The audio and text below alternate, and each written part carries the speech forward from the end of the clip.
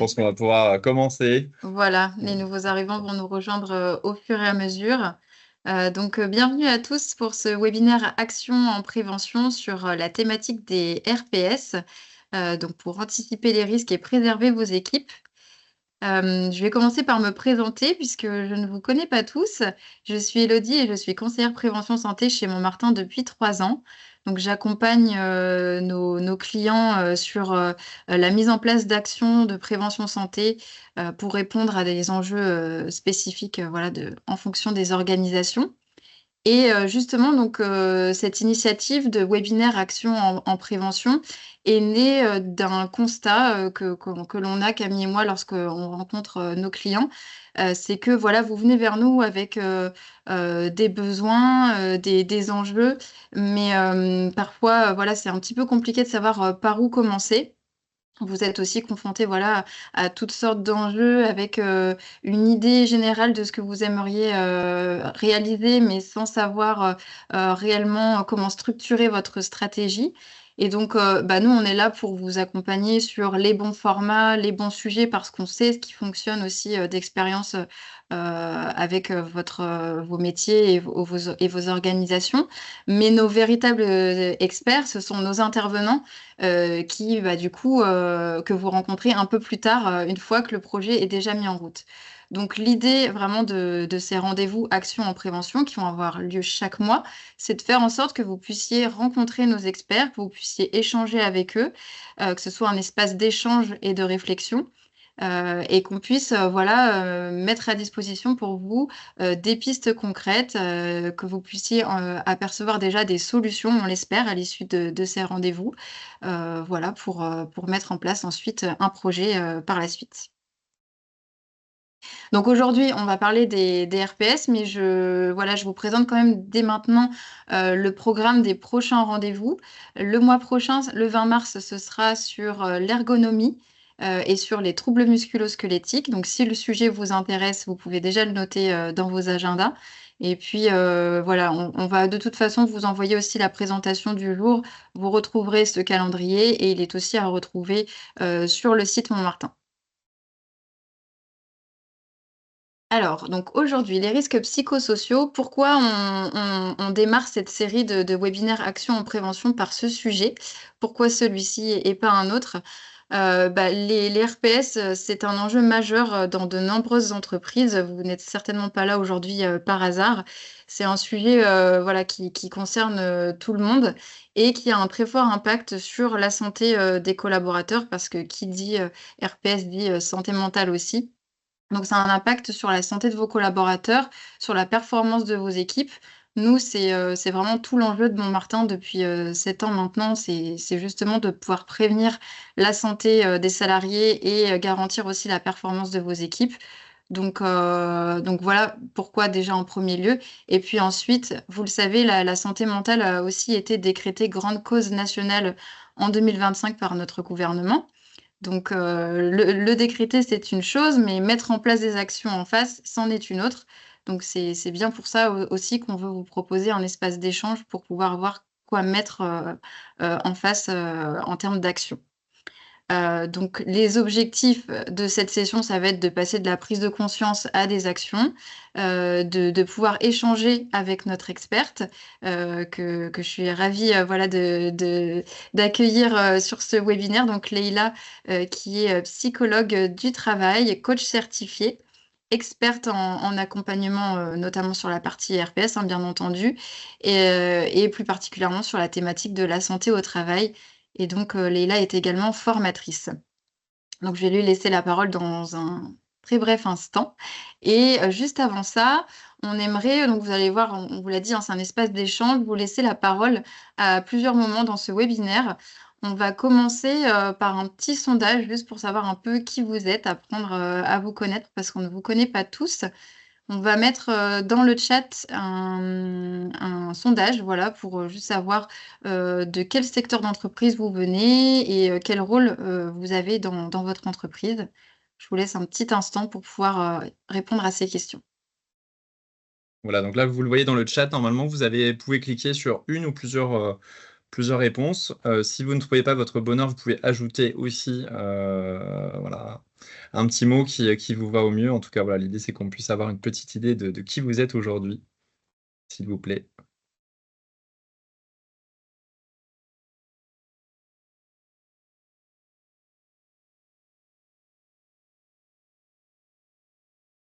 Voilà les réponses qui arrivent. 2 chargés de projet RH, un décideur RH, un médecin infirmier du travail déjà. Merci de vos réponses. Hop, un petit refresh au passage. Je vous laisse encore quelques instants.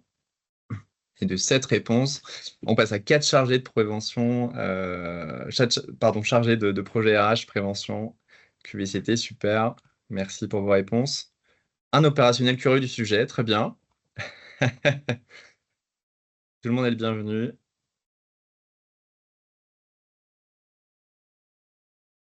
Et un Merci message de pour, Manon, merci. Une mmh. référente RPS est notée, très bien, très clair.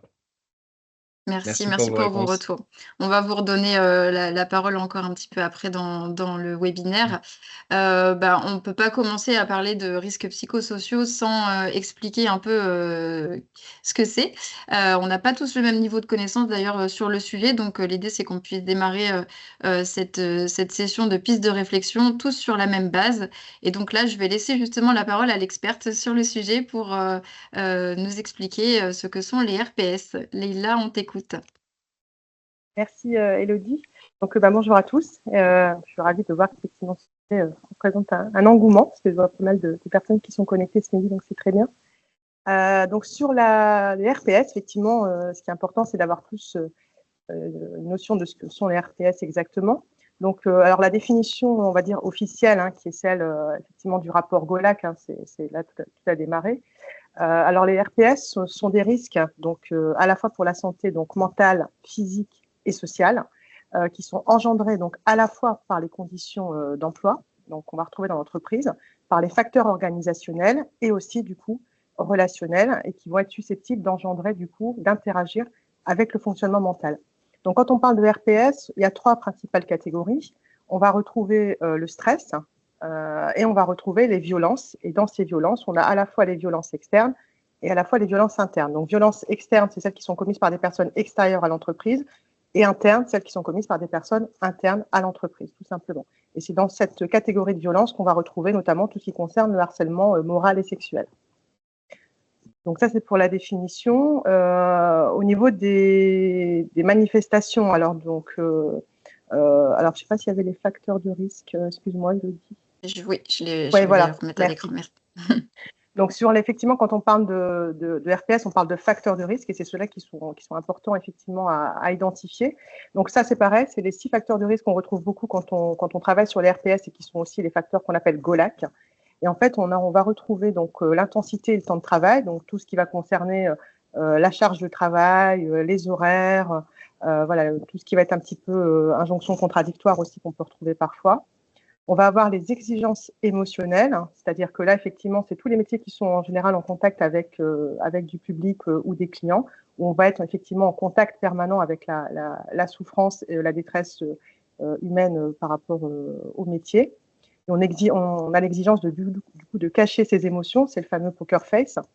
Le manque d'autonomie, ça on le retrouve effectivement, le fait d'avoir de faibles marges de manœuvre, c'est un facteur de risque important. Les rapports sociaux, donc tout ce qui va concerner les rapports sociaux, donc avec les collègues, mais aussi avec la hiérarchie et aussi avec le personnel extérieur, si c'est par exemple des prestataires.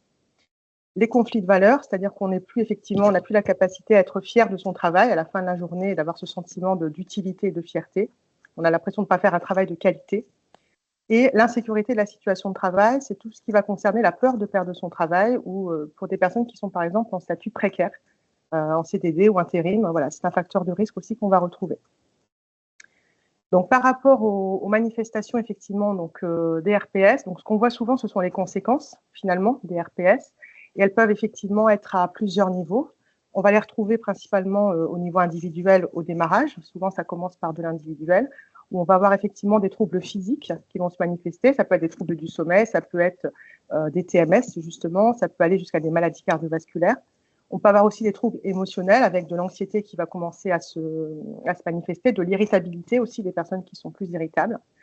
Des troubles, effectivement, alors plus comportementaux. On peut retrouver dedans aussi la partie addiction, des personnes qui vont effectivement plus aller sur de l'addiction, et des difficultés aussi intellectuelles, avec dans la prise de décision, difficulté voilà, à prendre des décisions, à se concentrer ou à faire plus d'erreurs.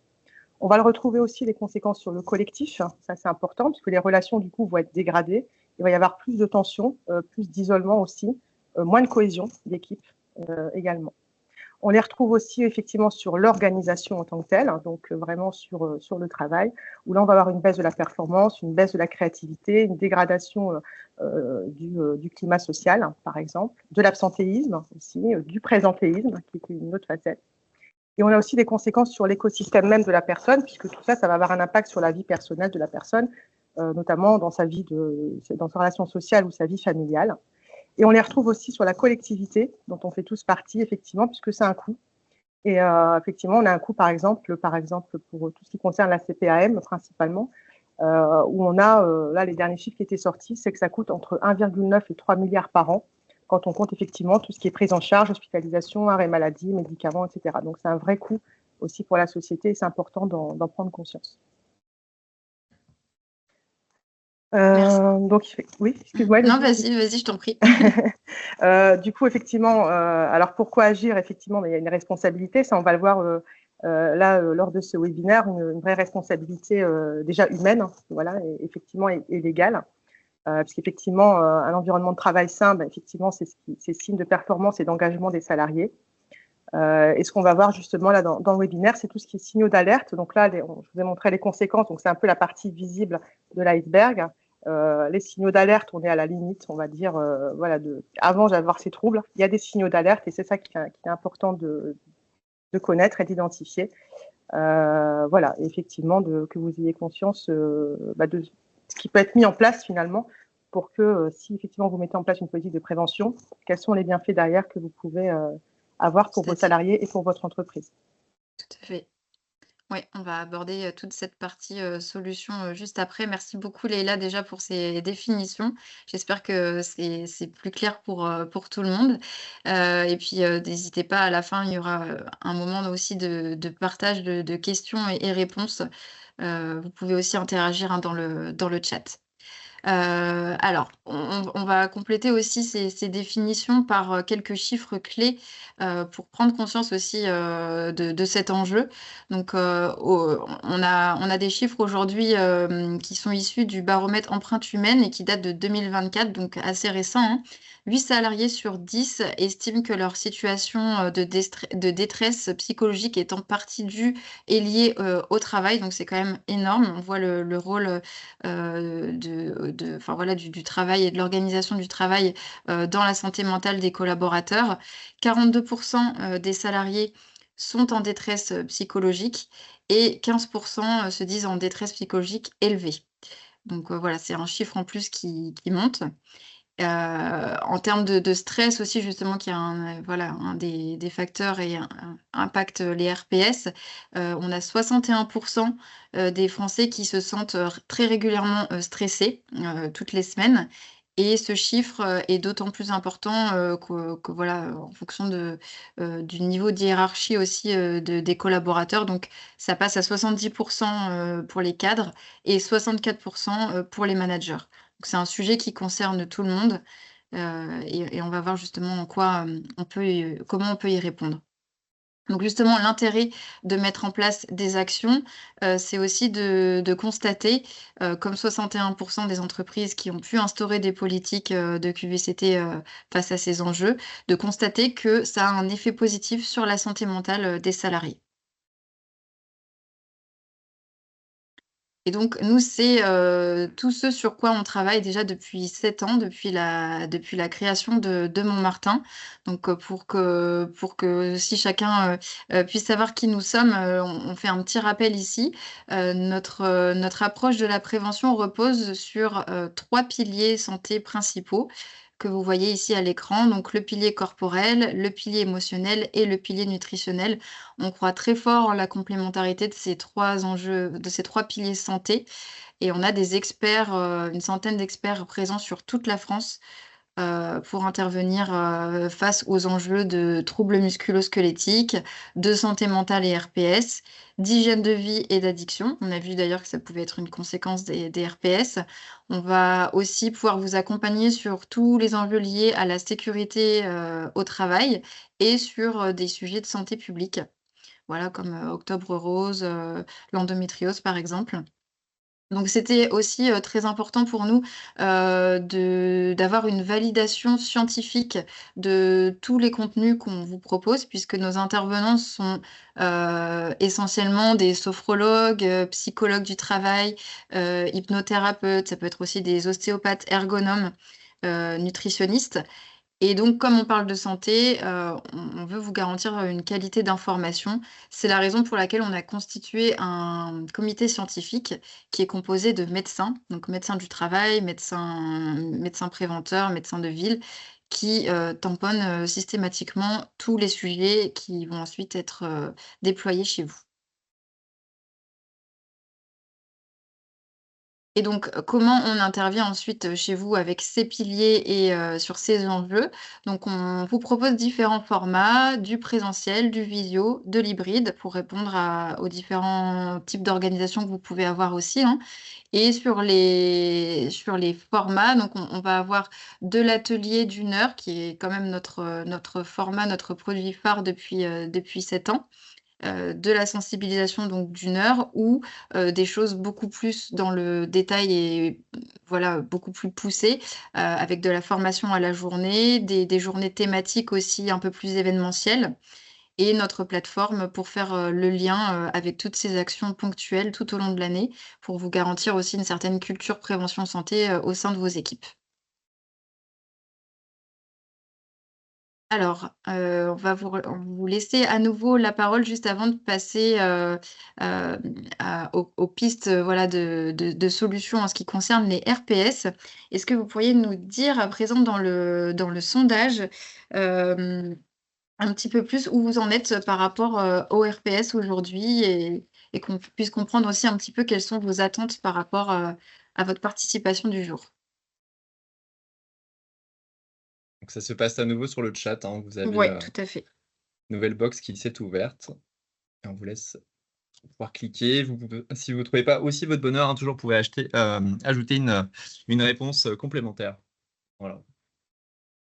Merci, on commence du coup à avoir les premières réponses. Donc j'ai conscience de la problématique en interne et je vais initier des actions. Félicitations. Mmh. Il y a déjà une démarche, qui est engagée. Hop, on en a 2 réponses du coup sur la même chose. Merci, je souhaite réaliser aussi mon obligation légale sur les RPS, très bien. Un petit coup de refresh. Ah, une réponse d'Agnès: «Merci à un accord publicité qui a été signé des référents RPS et il reste des cas particuliers». Bon, ça, Super. OK, on pourra y revenir après. Effectivement, Mmh. merci Agnès. On a une nouvelle réponse sur aussi toujours la même chose: «Je vais initier des actions». Donc on sent que vous êtes là pour agir, Ouais. vous êtes là pour en découdre, il y a pas de hasard, très bien. Bah, écoutez, merci pour ces réponses en tout cas. Merci, ouais, pour vos retours. Ça nous permet aussi de voir un petit peu comment on peut, répondre à vos attentes. Alors, une première question pour toi, Leïla, de ton point de vue d'experte, il y a certainement des secteurs d'activité ou des métiers qui sont plus exposés au RPS. Est-ce que tu pourrais nous dire lesquels et pourquoi? S'il te plaît. Oui, effectivement, il y a certains secteurs d'activité qui sont, de par, les conditions de travail, la nature du travail, les exigences émotionnelles dont on a parlé également et les pressions, qu'ils peuvent avoir, au quotidien. Donc il y a certains secteurs qui sont plus touchés effectivement, qui peuvent être plus touchés par les RPS. Mais ce qui est important de savoir, c'est que finalement toutes les entreprises et tous les secteurs sont concernés puisque le RPS est un risque à part entière et qu'il existe quoi qu'il arrive dans toute entreprise. Alors pour les secteurs qui sont les plus touchés, on va retrouver par exemple tout ce qui est secteur de la santé et du social. On en parle beaucoup avec les hôpitaux actuellement, donc ça peut être les personnels soignants, même les travailleurs sociaux. Pourquoi? Parce qu'ils sont effectivement fortement impliqués émotionnellement avec les publics qui les accompagnent, parce on parle de manque de personnel et donc de surcharge de travail forcément qui va en découler, parce qu'il y a des conflits plus fréquents avec du coup aussi les patients, les familles ou même la hiérarchie. et qui sont aussi sur des horaires atypiques. On a le travail de nuit, ou voilà, qui peut aussi être un facteur de risque. On a aussi le secteur de tout ce qui concerne le commerce, la grande distribution, employés libre service, caissiers, managers, responsables magasin. Là, effectivement, on est dans le commercial, donc il y a des pressions et des objectifs qui sont forcément attendus. Il y a la relation clientèle, forcément, qui induit aussi plus de stress et d'incivilité, voire d'agression au quotidien. Les conditions de travail, on est souvent sur des conditions de travail debout, donc voilà, avec effectivement plus de risques aussi au niveau TMS, des horaires qui sont aussi contraignants, et souvent un manque de reconnaissance et une certaine précarité de l'emploi. On y pense moins, mais on a aussi le secteur de tout ce qui concerne la finance, assurance, banque, parce que là, effectivement, on est aussi sur de la pression due aux objectifs financiers, et beaucoup de stress, beaucoup de concurrence, avec des exigences effectivement de rentabilité et une responsabilité qui est plus importante en cas d'erreur, forcément, vu le secteur. On peut avoir aussi le secteur du transport, logistique, puisque là, effectivement, c'est assez standardisé. Donc, effectivement, en termes d'autonomie, on a moins de marge de manœuvre, par exemple, parce qu'il faut suivre les procédures. On a une fatigue et un stress qui sont liés aux conditions de travail, les délais, voilà, qu'il faut respecter. Un risque aussi d'accident de travail qui est plus important forcément, et des conditions physiques aussi plus importantes. Un dernier secteur auquel on pense peut-être moins aujourd'hui aussi, mais qui est en évolution et en expansion, c'est tout ce qui concerne le numérique, nouvelles technologies, où là, effectivement, on est dans la pression au quotidien, dans l'hyperconnexion aussi, dans une surcharge cognitive et une charge mentale importante. On parle souvent d'infobésité. On a des fortes attentes aussi de productivité, l'innovation, ça change tout le temps, donc c'est beaucoup d'adaptations et beaucoup de changements auxquels il faut s'adapter. Et aussi un public qui est plus soumis à l'isolement et au télétravail forcément plus intensif de par ce secteur. Très clair, oui, merci. Donc peut-être que vous vous êtes reconnu dans certains métiers cités et dans les secteurs que Leïla a abordés. Et quels sont les signaux d'alerte, voilà, qu'ici nos participants peuvent détecter, qui indiquent que des RPS sont déjà installés dans l'organisation? Alors effectivement, ces signaux d'alerte, ils sont très très importants puisqu'ils permettent justement, plus ils sont détectés tôt, plus ils permettent justement d'agir et de ne pas arriver du coup aux conséquences ultimes, un peu dont j'ai parlé tout à l'heure. Donc il faut effectivement essayer de les connaître et en tout cas de les identifier. Alors on a des signaux d'alerte qui vont être au niveau individuel. Alors ça peut être, ce qui est important, c'est surtout les changements de comportement que vous allez observer chez vos collaborateurs. Des personnes par exemple, voilà, qui sont plus fatiguées, plus irritables, qui ont une certaine lassitude par rapport à leur travail, plus de tension par exemple avec les collègues, alors qu'avant ça n'arrivait pas forcément. Un isolement aussi, des personnes qui, par exemple, déjeunaient tous les midis avec leurs collègues et puis finalement, elles s'isolent un peu plus. Une baisse de motivation, un désengagement aussi qu'on va retrouver chez les personnes. Elles vont faire un peu plus d'erreurs, vont avoir du mal à se concentrer. Ça, c'est aussi des signes. On peut aussi avoir des troubles physiques, des maux de tête, des troubles digestifs, une consommation un peu plus accrue. Alors soit ça peut être de tabac, voilà, d'alcool ou de médicaments. Et des absences qui sont du coup plus répétées, des personnes qui s'absentaient pas et qui s'absentent, enfin voilà, ça peut être aussi des signes. Il y a des phrases aussi un petit peu qu'on entend souvent, alors c'est souvent chez les personnes qui sont au bord du burn-out, où ça va être, non t'inquiète pas, ça va, c'est juste un peu de fatigue, ça va aller, je vais prendre quelques jours, et puis finalement ça va se décanter, je peux pas m'arrêter parce qu'on compte sur moi, enfin voilà, parce que le burn-out ça touche beaucoup les personnes impliquées, très impliquées dans leur travail. Donc ça, c'est des signaux aussi que vous pouvez avoir. Et du coup, au niveau collectif, vous allez aussi avoir forcément plus de tensions avec les collègues, des démissions plus fréquentes, du turnover, l'augmentation de conflits, et les conflits qui vont s'accentuer parce que si quelqu'un est absent, la charge de travail se répercute sur le collègue et du coup, ça peut créer aussi des tensions avec le collègue absent. Il y a moins d'échanges, il y a moins d'entraide, il y a moins de cohésion d'équipe.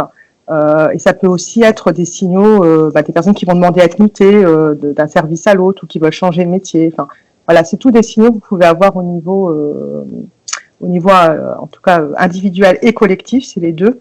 Et ce qui est important, c'est qu'effectivement, il faut vraiment sensibiliser les managers sur ces signaux d'alerte parce que c'est eux qui connaissent le mieux leurs équipes, qui sont avec eux au quotidien et qui peuvent justement détecter ces signaux d'alerte. Mais ce qui est important aussi, moi c'est ce que je recommande, c'est aussi de sensibiliser l'ensemble des salariés parce que, comme tu le disais Elodie, c'est l'affaire de tous les RPS et c'est vrai, puisqu'effectivement les salariés, les collègues vont voir aussi des changements et peuvent alerter justement aussi leur manager sur des changements de comportement. Très clair, ouais, merci. Et donc, on le sait, il y a aussi des obligations légales, hein, quand on parle d'RPS. Quelles sont-elles? Est-ce que tu peux nous en dire un petit peu plus? Oui, il y a beaucoup d'obligations légales pour les employeurs. Je pense qu'il y avait une des participantes tout à l'heure qui en parlait. Effectivement, il y a pas mal de choses qui sont encadrées par le Code du travail. Alors, l'article principal, c'est l'article L4121.1 du Code du travail, hein, qui précise bien effectivement que l'employeur a l'obligation de veiller à la santé physique et mentale de ses salariés, et qu'effectivement pour cela, il a à mettre en place donc à la fois des actions de prévention pour tout ce qui concerne les risques professionnels, des actions d'information et de formation. Voilà, ça c'est aussi un des moyens qu'il a à sa disposition, et une organisation et des moyens adaptés. Alors ce qui est important, c'est qu'il y a une obligation de mettre en place des moyens, mais il y a aussi une obligation de résultat qui est attendue désormais. Donc ça, c'est important de le savoir. Donc effectivement, il y a une évaluation des risques pro dont font partie les RPS. Donc ça concerne le DUERP, le document unique d'évaluation des risques pro, qui, je le rappelle, est à mettre à jour à minima une fois par an, ou en cas de changement de conditions de travail qui intervient sur l'année. Effectivement, l'employeur, à travers cette prévention en tout cas et des risques, l'employeur il a 9 principes en général, c'est les 9 principes de prévention dont on entend parler, que vous pouvez retrouver sur le site d'ailleurs de l'INRS. Alors je vous les énumérer, mais vous pouvez les retrouver facilement. Hein. C'est donc éviter les risques, donc supprimer le danger vraiment ou l'exposition en danger. Donc là on est vraiment sur éviter. Évaluer les risques, donc évaluer la nature du danger, qui n'a pas pu être en tout cas supprimé. Combattre les risques à la source. Donc là, c'est vraiment essayer d'intégrer la prévention du coup le plus en amont possible. Adapter le travail à l'homme et non l'inverse. Donc voilà, essayer en tout cas de réduire l'effet du travail sur la santé des salariés. On a aussi donc effectivement tenir compte de l'évolution de la technique. Ça, c'est aussi un des principes. Donc, adapter la prévention en fonction des progrès techniques qui sont dans l'entreprise. Remplacer ce qui est dangereux par ce qui l'est moins. Ça, c'est aussi un des principes. Planifier la prévention.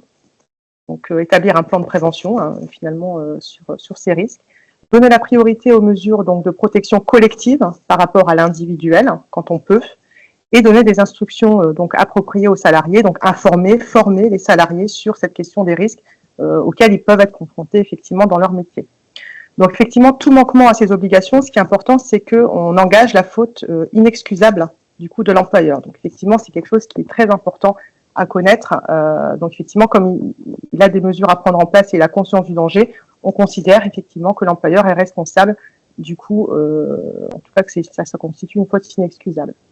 Le CSE, enfin tout ce qui est représentant du personnel, ils ont une part active hein, dans cette démarche de RPS. Donc, effectivement, l'employeur il a l'obligation de les consulter, de les informer sur ces questions-là et de prendre en compte, bien sûr, les remontées de leurs représentants du personnel. Et l'employeur il a l'obligation également de diligenter des enquêtes s'il a des remontées, des alertes, notamment en cas de harcèlement moral. On en parle beaucoup dans ce cadre-là. Alors justement, concernant le harcèlement moral, il a des obligations aussi de mettre en place des actions pour lutter contre le harcèlement moral.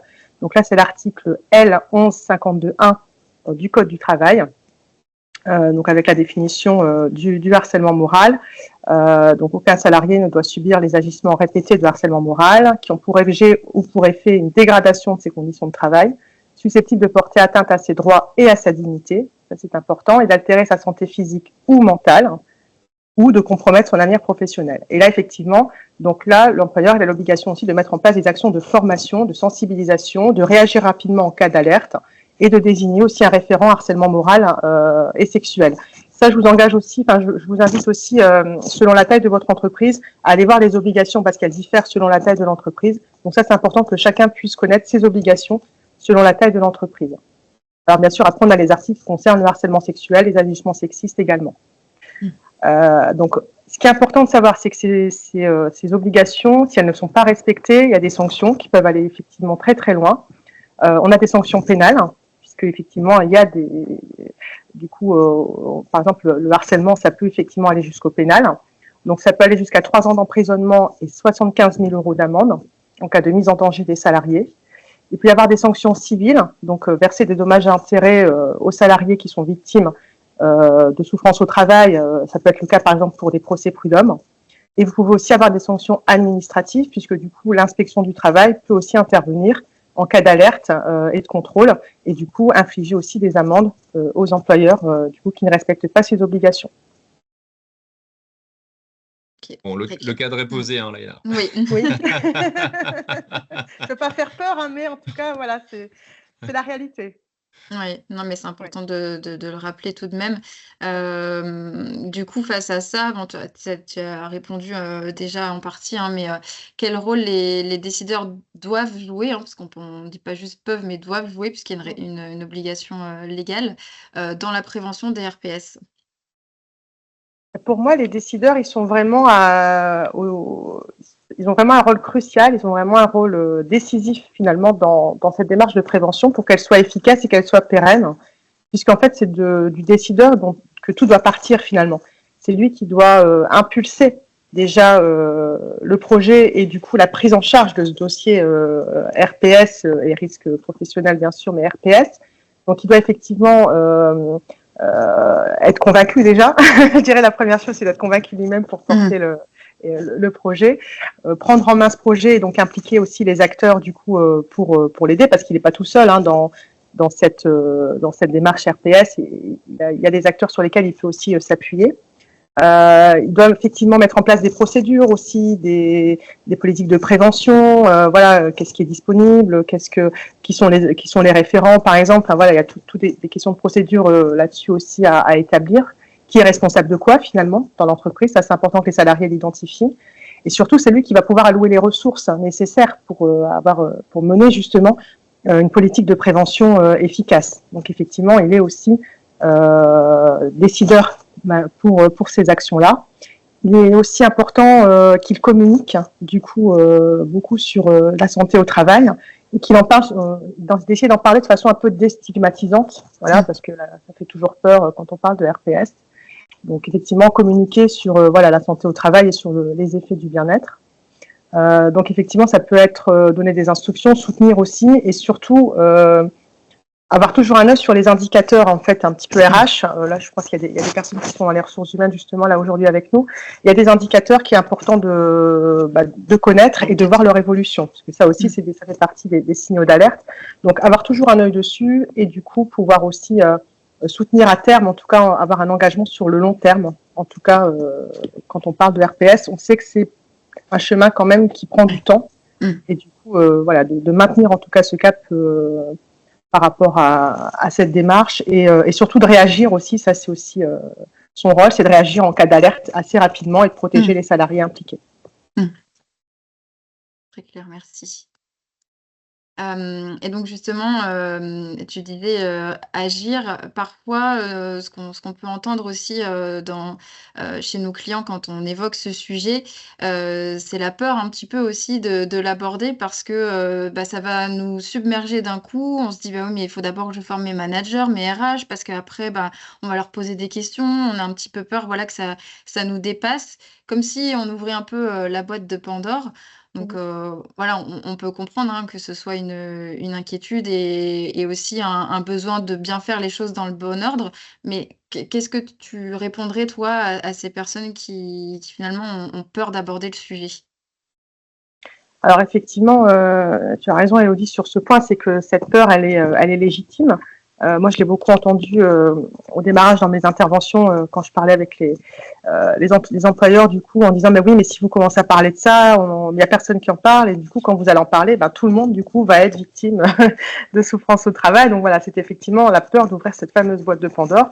C'est vrai, il y a forcément des choses qui vont émerger, mais c'est le but aussi d'une démarche. Hein, sinon effectivement c'est pas la peine de mettre en place cette démarche là. Ce que je répondrais, c'est qu'en fait il y a plus à perdre qu'à gagner à laisser cette boîte de Pandore fermée. Il y a plus à perdre parce qu'on l'a vu sur les conséquences. Elles sont quand même très importantes, elles sont nombreuses. Elles ont un effet quand même à terme sur la performance de votre entreprise. Donc, du coup, effectivement, ça aura un coût.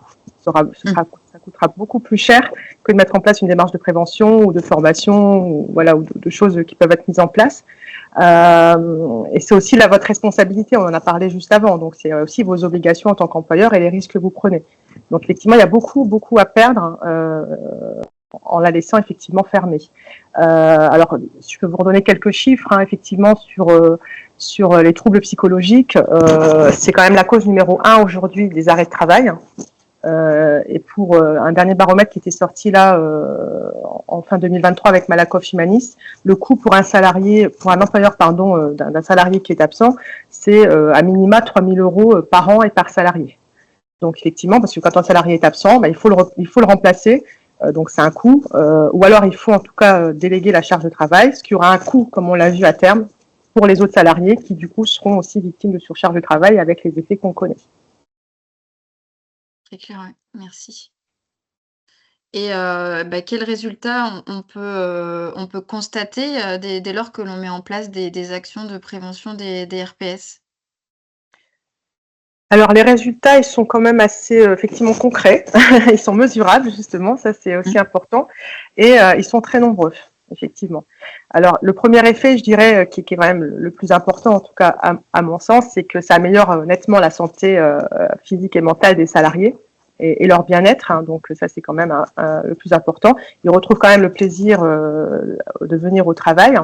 Donc on a des salariés forcément qui vont être plus motivés, plus engagés, plus impliqués. Ça, c'est important. On va avoir une réduction forcément du stress qu'on appelle chronique, qui devient quotidien. Diminution aussi du burn-out, de l'épuisement professionnel. Donc forcément, moins d'arrêts maladie, moins d'arrêts de travail, moins de TMS. Donc ça, c'est aussi un effet. Moins d'absentéisme, moins de turnover forcément. Les personnes, du coup, ont moins envie de quitter l'entreprise. Du coup, ça ajoute sur la rétention des talents. Les personnes, effectivement, sont plus à même, effectivement, elles se sentent soutenues, elles se sentent valorisées, donc elles ont plus envie, effectivement, de rester dans l'entreprise. Du coup, ça les engage beaucoup plus et ils sont beaucoup plus fidèles.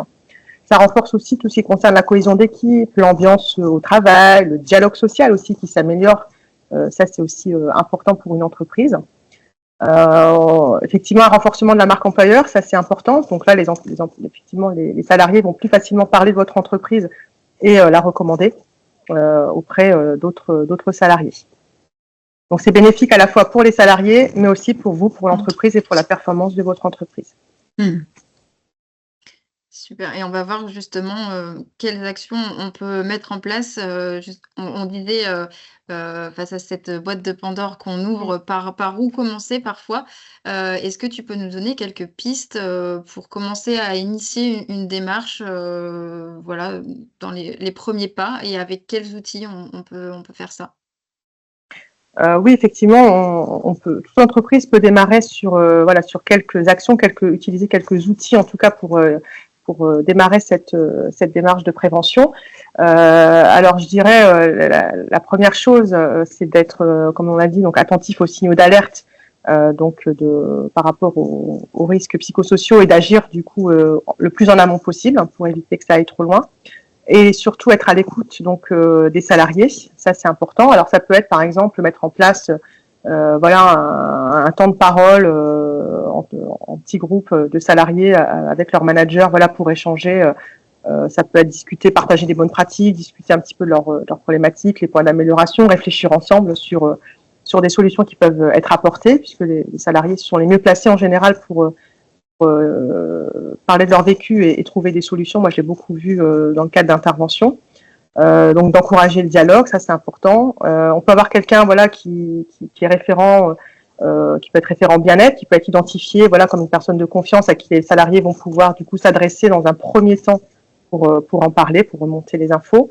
Ça peut être aussi une boîte à idées, de manière anonyme, vos salariés peuvent venir mettre des informations ou des éléments que vous pouvez du coup, qui vous seront utiles et pour la suite, et pour identifier en tout cas, avoir un diagnostic, une photo un petit peu de l'état d'esprit et de l'état de santé surtout de vos collaborateurs.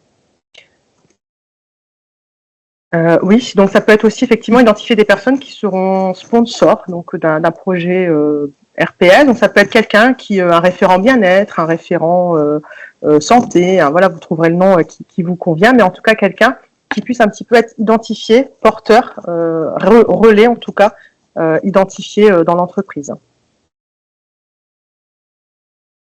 Les indicateurs, on en a parlé effectivement, évaluer le plus souvent possible la situation via vos indicateurs, donc le taux d'accident de travail, maladie professionnelle, le taux de turnover, le taux d'absentéisme. C'est important de les connaître. Alors la reconnaissance, c'est vraiment un point très très important, puisque le manque de reconnaissance, c'est un facteur majeur de stress et de démotivation. Donc c'est vraiment quelque chose qui est très très important, qui ressort beaucoup chez les salariés. Donc un simple merci, une valorisation du travail qui a été fait, ça peut effectivement être très important. Donc c'est vraiment d'instaurer une culture du feedback un petit peu au quotidien avec vos salariés. Ça peut être, comme certains le font, un petit mur des réussites ou célébrer une réussite, quelque chose qui s'est bien passé, un projet qui s'est bien passé. Mais en tout cas, voilà, d'être dans la bienveillance, en tout cas, et la reconnaissance. Ça, c'est important. Les moments de convivialité, donc ça, c'est assez facile à organiser. On en voit beaucoup, hein, des événements, effectivement, type after work. Ce qui est important, c'est que ça doit rester sur la base du volontariat. Ne pas forcer les personnes à venir, et ça peut être justement un signal d'alerte. Si personne ne vient pas au moment de convivialité, justement, c'est peut-être effectivement quelque chose qui est à identifier et un signal d'alerte qui est important.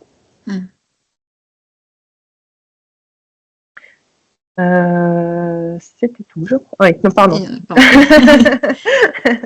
Alors, donc, effectivement, tester, oui, moi, je vous encourage beaucoup à expérimenter, à tester dans vos entreprises. Ça peut être, par exemple, sur la question des horaires. Voilà, si ça remonte, en tout cas, de vos salariés, de tester une certaine flexibilité des horaires, de tester de nouvelles méthodes de travail, de faire un retour d'expérience, voilà, de voir comment ça s'est passé, de réajuster. Voilà, parce que effectivement, c'est des choses que vous pouvez tester, puisqu'effectivement, l'équilibre pro-perso, ça joue beaucoup aussi, effectivement, ça réduit en tout cas les RPS et ça améliore beaucoup la productivité. Donc voilà, voir si on peut faire une certaine souplesse ou prioriser certaines tâches, enfin tester, expérimenter entre vous et voyez ce que ça donne. N'hésitez pas à nous dire, hein, dans le chat si vous avez mis en place certaines de ces idées déjà, si ça vous donne des idées aussi, on l'espère. En tout cas, voilà, ce sont des petites actions simples, voilà, déjà pour initier la démarche quelque part.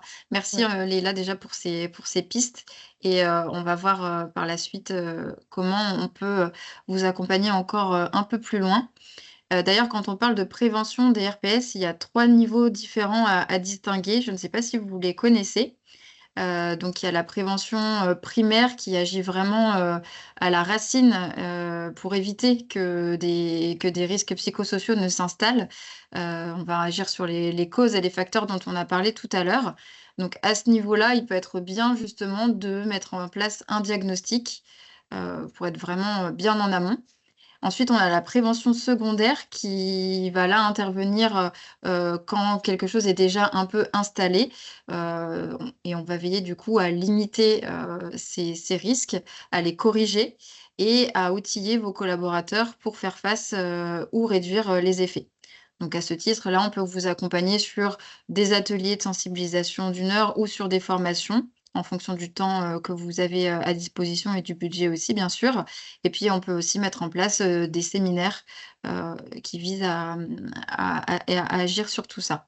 Et sur la dernière partie, la partie prévention tertiaire, donc là, malheureusement, c'est quand les risques sont déjà bien installés. On parle de pompiers qui viennent éteindre le feu parce que c'est déjà un peu la situation de crise. Donc là, il faut réparer, aider, accompagner et soutenir vos collaborateurs. Et dans ces cas-là, on peut mettre en place une permanence de soutien psychologique, par exemple. Leïla intervient déjà beaucoup sur cette partie aussi, des cellules d'écoute. Et voilà, donc en tout cas, c'est sur ces 3 niveaux aussi que Montmartin peut vous accompagner si besoin.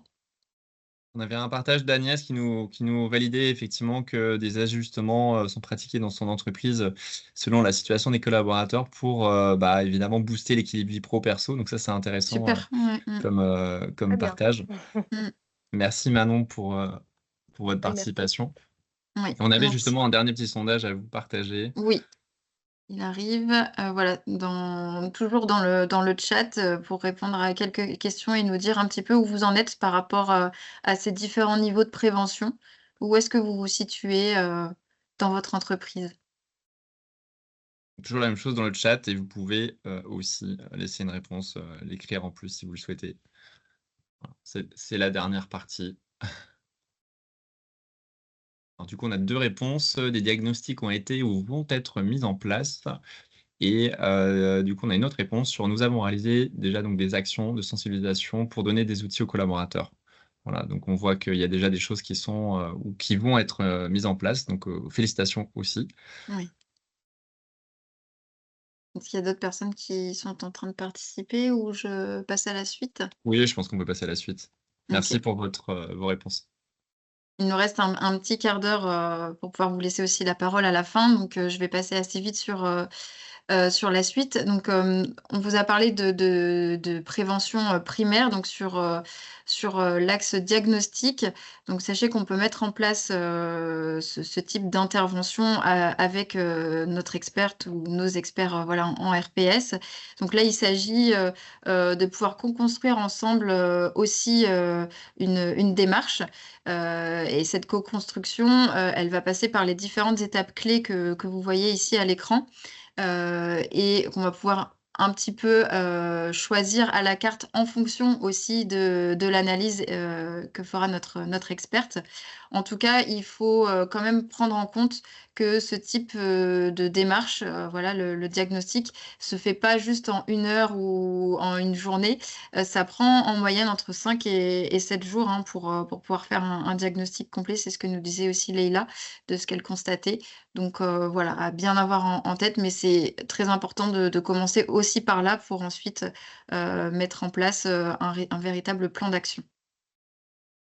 N'hésite pas à compléter Léla si jamais, tu veux ajouter des choses sur cette Oui, partie c'est tout à diagnostic. fait ça. Mmh. Effectivement, une démarche de diagnostic, voilà, ça prend effectivement du temps parce qu'il y a beaucoup de choses à analyser et puis voilà, qu'il y a une méthodologie qui, Mmh. voilà, qui prend effectivement un peu de temps. Après, ça s'étale, hein, s'étaler sur entre 3 et 4 mois.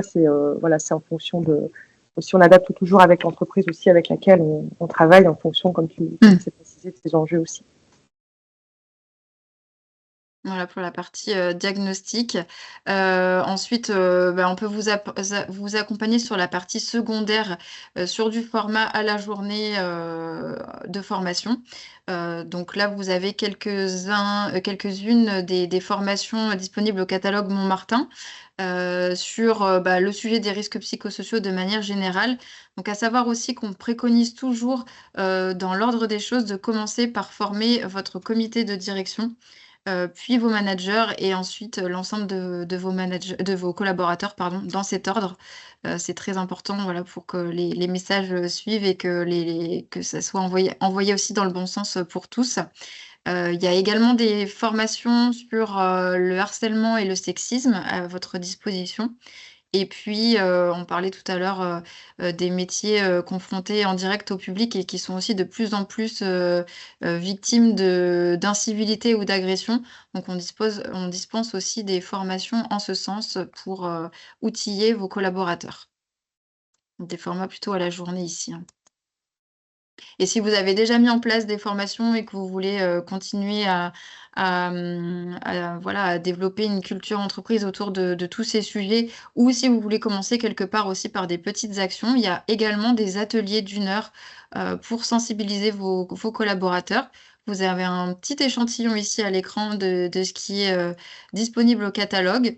Vous pouvez, retrouver, l'ensemble du catalogue sur la plateforme Montmartin, en accès gratuit, hein, je le précise, et aussi sur le site, vitrine, voilà, vous pouvez, vous-même, voir ce qui peut vous intéresser. Sur la plateforme, vous avez d'ailleurs la possibilité, de choisir, voilà, de vous faire une sorte de devis, en choisissant, ce qui vous arrange en termes de délai, pour animer, l'atelier, de pouvoir choisir si vous voulez l'animer en présentiel ou en vidéo. Voilà, c'est un outil qui est à votre disposition aussi pour voir, ce que vous pouvez mettre en place, en toute autonomie. Et juste pour compléter, l'intérêt aussi d'avoir des formats de formation et des ateliers du Nord, c'est vraiment très complémentaire et donc on a souvent des clients qui nous disent: «Voilà, je vais, former une partie de la population sur, soit la partie standard des RPS ou sur les 2 sujets spécifiques, hein, incivilité ou harcèlement notamment», et après compléter, ou travailler sur la gestion du stress sur une autre population qui a peut-être déjà eu une formation, par le passé notamment. Donc c'est vraiment l'intérêt finalement de pouvoir co-construire, ces programmes programme pour vous et c'est là où, avec Élodie, évidemment, on est vraiment vos conseils et on est vraiment là pour vous accompagner aussi avec notre expertise maintenant. Tout à fait, oui. Je parlais d'autonomie sur la plateforme, mais on est toujours là aussi pour toute la partie conseil, bien sûr, c'est notre rôle. Hein. Tout à fait, l'humain, puis la technologie. Voilà. Il nous reste un petit peu de temps. Vous voulez vous partager un cas client d'une entreprise qu'on a accompagnée, donc sans la citer, mais qui va peut-être vous donner une petite idée de qui ça peut être. Donc, il s'agit d'un grand acteur dans l'événement, dans le secteur de l'événementiel sportif, sur la gestion d'événements hippiques. Donc, voilà, la cible concernée, c'était ici les agents d'accueil et de sécurité qui sont en contact direct sur les hippodromes avec le public. Et qui dit contact direct avec le public, dit malheureusement aussi augmentation du nombre des incivilités et agressions verbales. Donc face à ça, on a mis en place une formation qui avait plusieurs objectifs. Hein. Donc le premier, c'était de comprendre les mécanismes de l'agressivité, puisque quand on comprend un peu mieux, on peut ensuite agir et désamorcer les tensions, adopter les bons réflexes. Et puis, se protéger émotionnellement pour éviter que ça n'arrive. Et si ça arrive, comment je récupère aussi, parce que, il y a des émotions qui sont en jeu. Il faut continuer à travailler, c'est pas chose simple. Donc, tout ça a été, vu pendant la journée de formation avec les participants. Il y a eu 2 groupes, ça a été divisé pour des questions, d'organisation. Une partie qui a été formée en visio sur 2 heures et l'autre partie en présentiel à la journée. Et puis, on a pu, expérimenter des techniques de communication, de gestion du stress et des émotions, on le disait, pour voilà, revenir à un état un peu plus serein et des entraînements. Donc ça, vous en doutez bien, c'est plutôt, possible sur le format présentiel quand on a plus de temps à la journée et c'est vraiment, très précieux, en fait, de pouvoir, s'entraîner, sur des cas pratiques puisque ça va faire que dès le lendemain, on va pouvoir mettre en pratique, dans son quotidien.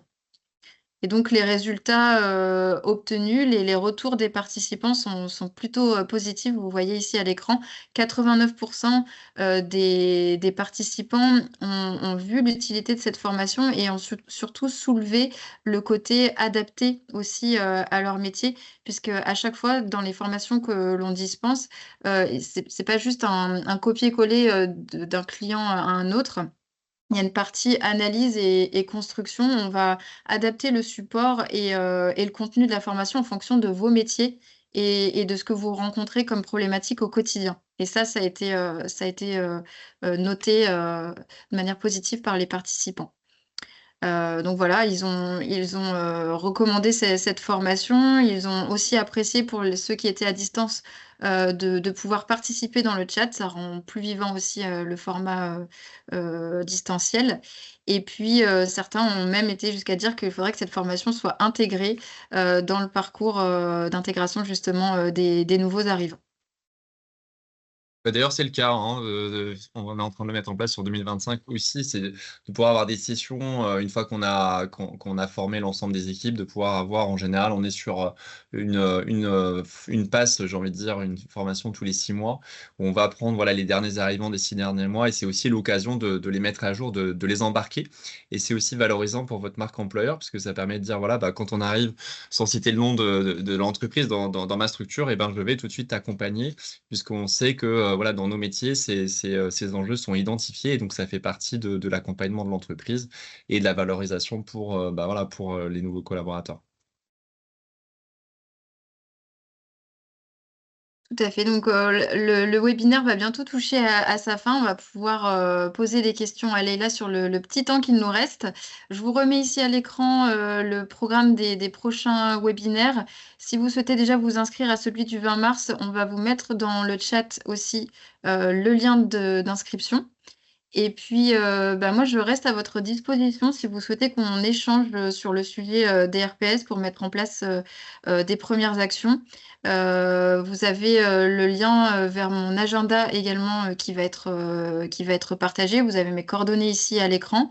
Donc on peut, déjà se prévoir, si vous le souhaitez, un 1er rendez-vous pour discuter, faire une sorte de diagnostic aussi déjà de la situation dans votre entreprise et puis, qu'on puisse, heu, ensemble créer un programme d'intervention pour y répondre.